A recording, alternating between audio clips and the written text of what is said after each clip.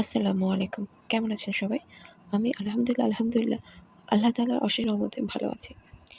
আজকে শুক্রবারের দিবাগত রাত, মানে বৃহস্পতিবার রাত চলছে। ১২টা বেজে গিয়েছে, শুক্রবার দিন শুরু। আজকে দোয়া কবুলের রাত। এই রাতে আল্লাহ তাআলা আপনার দোয়া কবুল করবেন নিশ্চয়ই।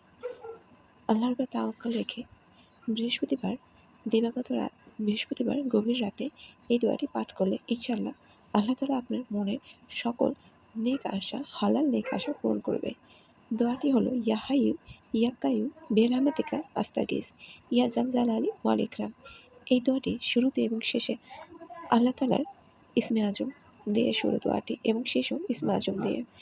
এবং এই দোয়াটি পড়ে আল্লাহ তাআলার কাছে নবীজি হযরত মুহাম্মদ সাল্লাল্লাহু আলাইহি সাল্লাম এই দোয়াটি পড়ে আল্লাহ তাআলার কাছে তার মনের ইচ্ছা বলেছিল, এবং আল্লাহ তাআলা তার মনের ইচ্ছা পূরণ করেছে, এবং আল্লাহ তাআলা তাকে এক কঠিন বিপদের সময় তাকে সাহায্য করেছিল। ইনশাআল্লাহ আল্লাহ তাআলা আমাদেরকেও আমাদের কঠিন বিপদ থেকে উদ্ধার করবে এই দোয়ার মাধ্যমে, এবং এই পবিত্র দোয়ার মাধ্যমে আল্লাহ তাআলা আমাদের মনের নেক হাজত পূরণ করবে।